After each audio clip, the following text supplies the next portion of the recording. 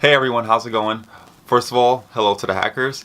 Thank you for watching once again. So today I have a really cool, exciting news. Welcome to Millennial Hacks, by the way. This channel is all about how to save money and live a better life. Now, since I said that, I would like to introduce our guest for today, my brother, Hamed. He actually has a YouTube channel. We'll get more into that later in the video today. But we're also going to be talking about today how to fix or build your credit, basically, from square one all the way to 100. Well, probably 750. That'll be a better score than 100. But let's get into that right now. So I know you see a lot of videos on YouTube, and you see all these videos where these people have like 10 different cards, 20 different cards. You don't need to have 20 different credit cards or that many in general just to get a high credit score. Actually, you can have at least just 2 cards, and that can actually start you off really good. The best thing about it, and the only thing you need to know about how to build it in regards to just paying in everything off, if you pay your credit card off and you don't have any late fees or things like that, it doesn't ding your credit score. So as long as you're staying in the clear, you can even have a great credit score with just 1 credit card.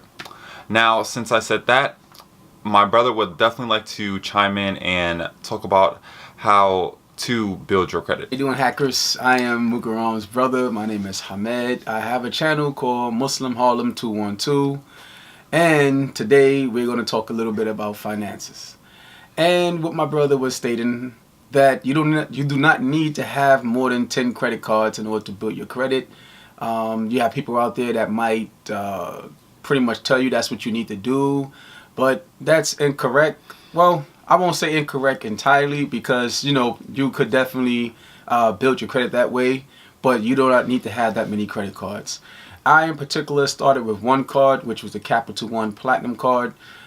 Before, I had like an emergency. This is when I was a little younger and not as focused, I would say, with my cards, and my credit pretty much went down the hill.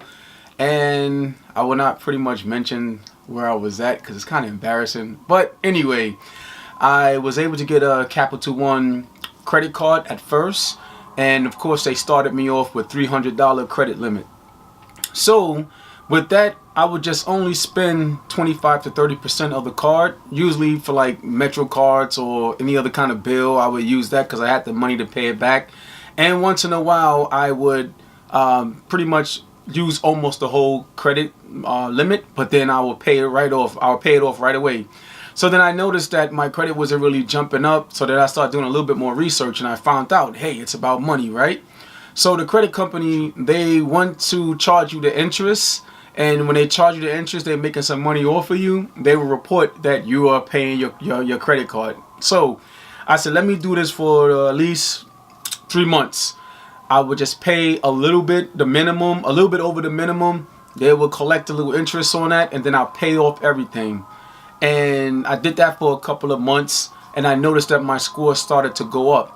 And then I kept doing it, and I'll say within 6 months, they offered an extension of the credit limit for $3,000. So I got the platinum card at this time. Big jump. Big jump.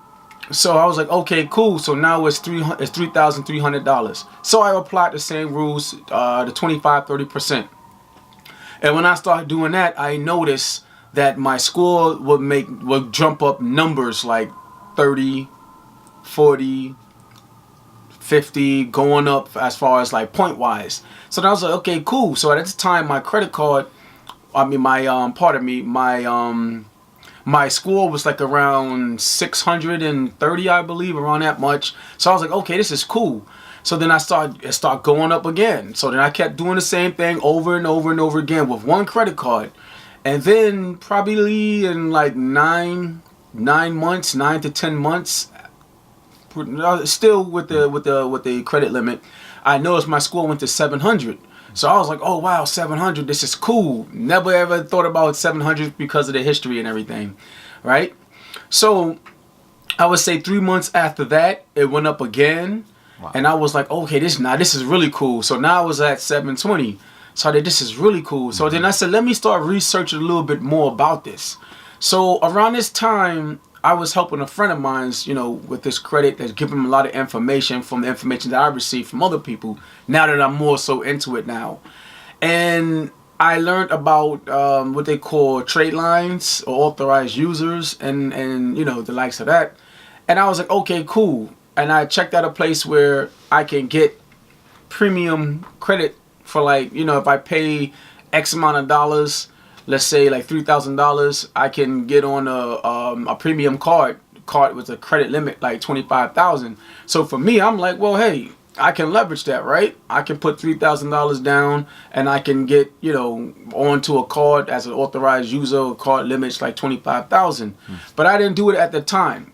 However, I had a friend of mine who needed help more than I did, and he had the funds at that time to get the premium trade lines, and he did it, and it helped him out. He's like 730 or something like that credit score. So after that, I said, well, let me try out and let me try to apply for another card. And this was the American Express Gold card. And I was more keen to that one because a friend of mine has that card. I wasn't really worrying about the Platinum card at the moment. So I said, let me just do this Gold card and try, because I like the process of everything. I don't like jumping too much into getting big things. I like the whole process. So that's what I did. I applied. I got approved automatically, and I received my Amex Gold card. And the Gold card, I'm a different kind of person. Sometimes I know people are into the rewards and different, mileages and stuff like that. And me, I was not particularly into that. I'm more so like, let me leverage this card and try to get something else. Try to get my score up there and try to get another card. And then another friend of mine surprised me that, he had the Centurion card, the black card, Amex black card. Video coming soon on the Centurion card. Oh, Stay tuned. That card right there is pure status, man. I mean, if you have that card, you are in it, you know what I mean, as far as when it comes to credit cards. Mm-hmm. And he would tell me, like, you have to get invited to it, first of all. And he does have a platinum card as far as his business. But you have to be invited to that. And he explained the process, which I would not really get into because that's his personal business. But he showed me the card, and he told me when he went out with that card, heads were turning, flipping, and they couldn't they was like, wow, you have the black card. So it is a level of status, and utilizing that, you get a lot of perks. Like my friend, he's not a wine drinker, but they was trying to give him all kinds of different, I would say perks.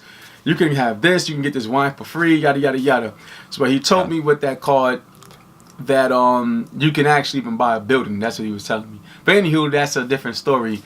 But when it goes back to as far as building your credit, you do not need to purchase store cards like Macy's cards and things of that nature. Yeah, they do help. Don't get me wrong. A lot of these techniques that people are giving you, they help. But me, from firsthand experience, not knowing anything in regards to credit, just trial and error, and just being very smart and calculated, that's how I was able to build up my credit to the 700s with just my Capital One Platinum card. So there you have it, people. It only takes one card to just build your credit score up that high. Now, you talked about something where you said trade lines. Could you explain kind of what a trade line is? Okay, now, what a trade line is basically, let's say you have a grandmother who credit most of the time, the elderly, their credits are impeccable. They have great credit lines, or the cards that they use, their scores are pretty high. And, if you have a mom or dad who might have, for young millennials, who might not necessarily, but this is the way you can do it. So let's say your mom and your dad have a credit card that has like 10,000, 15,000, maybe 20,000, even 5,000. But their history is long, meaning they had this credit card for at least 10, 15 years. And what you can do, because it shows a lot. It shows the history there. And to be honest with you, a lot of companies don't really care about your credit score. Don't be surprised. No. Don't be fooled by that. They care about your history in regards to your credit, how your payment history, and how well you're able to manage your cards. So what you can do is you could talk to one of your parents, and you can ask them, or any one of your relatives that may have good credit score and a high limit. And you can ask them, say, can you put me down as an authorized user on your credit card for at least 6 months? And if they agree, you won't have a card, mind you, so you don't have to worry about running up somebody's credit or nothing. You can just be an authorized user. And like I said, the bureau, the cards report Yeah. periodically. So within 6 months is a good time to register you as an authorized user on their account. Plus the account has the history, so that will help boost your score as well. So with all that being actually said, I'm going to talk about a couple of ways where you can actually improve your credit score over time. Now, as my brother was just saying, and if you can repeat it one more time, how long actually did it take you to improve your credit score with that Capital One Platinum card? Okay, with the Capital One credit card, let's say it depends. For me, I would say where I wanted it to be, I obtained that in less than 2 years. But 2 years, wow. if you're looking for 600 score, some people might say, oh, well, that's still relatively low. But some places you can get a house with in the 600s in a score. That right there had taken me 9 months. So you don't need a 800 score. You don't need 50 different credit cards just to get that credit score open. If you apply the logic to it, that we're about to go into, I'm pretty sure that you'll be able to get the type of score you want in no time. So first, I'm going to talk about using your calendar. I did this when I first had my credit card because I always knew at the end of the month I had so much stuff going on as far as midterms in school, just trying to get things done, cramming, it all just went over my head. So I would always use my calendar and mark actually things that I needed to do. So on my phone, I would go to the reminder section in the iPhone and I would actually mark, okay, let me start paying my bill off on this date before it gets too late. So using a calendar can be very, very beneficial. Now a lot of credit card companies set up alerts so you can actually pay it, or you can just do auto pay, but I rather just do it myself. I have issues with people taking money out of my account, but that's another topic. Other than that, don't obsess over this. Basically, people keep looking at numbers okay, a 720, a 750, this is my goal, a 800. How can I get to an 850 score? You don't need to pressure yourself into getting this score because like my brother said, sometimes the dealership, if you're getting a car, if you're buying a house, when they're looking at your credit score, you can be able to get that, with the 700, with the 678. It all depends. And there's also negotiations as well. Some people, and not everyone has perfect credit. So by you having an 800 and while someone else having a 750, you still might be able to get the same deal rather with the credit score being like that, or a 50-point difference. So definitely don't obsess because it could also become very unhealthy after a while. Now, would you like to input any improvements? Yes, monitoring your calendar is very important. You have to know exactly when your bills are due. And I have an alarm that's set up to let me know pretty much in a couple of days in advance that my bill is due.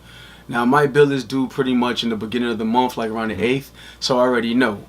And monitoring your balance on how much you spend is also very important. I have an app. I check out everything on my app just to know all my transactions, because you can easily get caught up. And if you're a busy person like myself, sometimes you might forget to check out something and boom, you get hit. I got hit once because I forgot.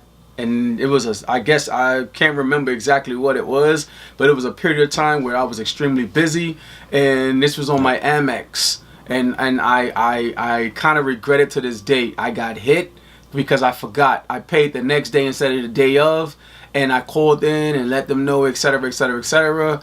But they would drag their behinds on it, depending. Yeah. Sometimes they would say, okay, no problem, we'll work on that. But other times they don't care because, like I said, it's about making money and interest. So and it's a charge card. There you go. It's a charge card. So pay attention, be diligent with your payments. Now, with all that being said, this was a really good opportunity. I want to thank my brother for joining us for this time. Hopefully we can do this again. Now, the best thing that I want you to get out of this today is definitely don't try to be like this credit card superstars you see all over YouTube with the 50 cards and everything. And we're not saying that's bad at all. It's everyone's individual thing that they want to do that, and it's perfectly fine. We're just saying that there's other ways where you can be minimal with doing this and actually getting the results that you deserve or you want. So my question to you all is, name what are your type of improvements or things that you have done to get your credit score where it needs to be. Drop a comment down below and let us know. Also, definitely look at my brother's channel. It's pretty cool. Can you say your tagline one more time? Yes, it's Muslim Harlem 212, and what I basically talk about, because I'm Muslim, so I touch on a lot of things dealing with education, Islamic education, business, health, arts, and also news. So you can channel in, and if that's your thing. And I would like to say one more thing. Yes, do not get caught up in the abundance of credit cards as you may see on television, because when you see a person with a lot of those credit cards, for the most part, they are like seriously dealing with some strong debt. And you have to be either disciplined in the mind and focus, because if you're not that kind of person who has all those credit cards, you don't have that discipline, you will get a big hit.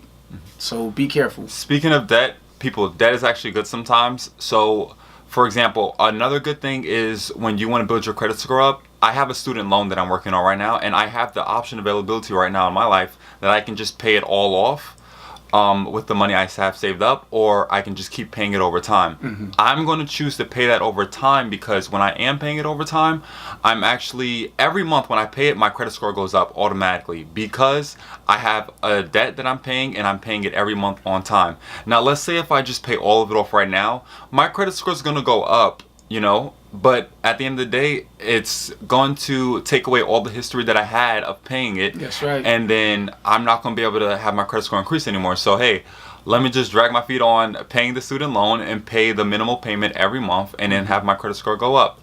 So with all that being said, I would like to say thank you one more time for joining us. Thank you guys. To my brother. And if you found this content very useful or informative, make sure you do subscribe and then give this video a like.